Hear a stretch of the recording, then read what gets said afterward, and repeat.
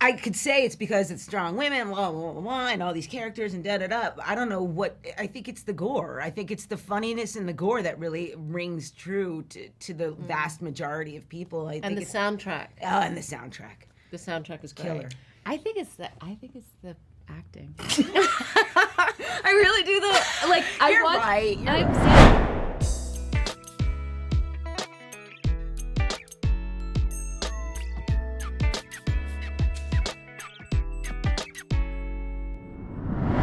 Hi, I'm Jonathan Blumberg, writing for Movie Scene in Sweden. Hi. Hello. Hi. So it's an honor getting to speak with the three of you, of course. A big fan from way back, especially Servant was one of my favorite when that was on. I was able to watch the first 3 episodes of this new season, like the day before yesterday. So I know a bit of what we have to expect from this new season. And You know really nothing, sir. Well, that sounds very good because I liked the first 3. So if it gets even better, that's good. I wanted to start out by asking you how, I don't know if it's a weird question, but I'm guessing like you always have to kind of find the core of your character, especially working on television where you might not have that long of a time to prep always. But now you're also having another actor playing the same part and also trying to find that core of the same character. So how are you working together with Liv, Jasmine, and Courtney to kind of share the core of one and the same character?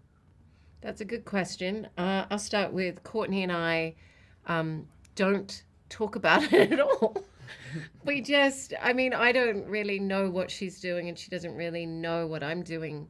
And it's funny because sometimes when I watch the same 3 episodes that you have and I was like, oh, she's playing it like that. That's really interesting. Should I have played my...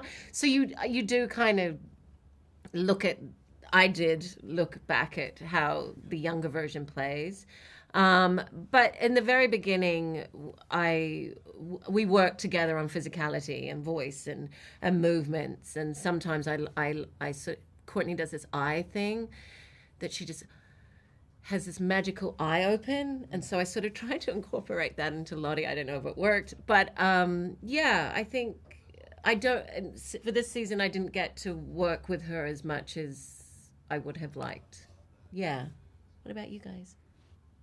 Well, I got to watch the whole first season before coming in to get to play Van as an adult, and I don't know, I just kind of let Liv and the vibe that they created for Van wash over me, and then I think it's a matter of really just trusting the casting, which I think they did an amazing job with everybody's other person.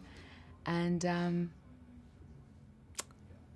we've had some great conversations. We approach work very similarly, Liv and I, and I think we just come from like a similar spiritual direction with the character, and it's been, I don't know, it's been really interesting to share a character. I've never had that experience before, and I realized when I was watching the first episode that I was in, that whenever Liv is on screen, our character is on screen. I mean, that sounds obvious, but it was sort of a revelation. Like, oh, this is truly one character, and it flows, and it just makes sense because that's, I don't know, just makes sense because that's what the story is. Just kind of go with it. Yeah, I hope. I'd have to give it up to the casting directors too, because Jazz and I naturally hold ourselves the same way. We stand very tall, and our shoulders are usually like in the same. Like we just hold ourselves similarly. And we had discussions before we shot season 1 to, sort of nail down who Thaisa is and what we think about her and stuff. But we don't really discuss her all that much anymore. We've trusted the process. and the writing and the casting is such that it just flows.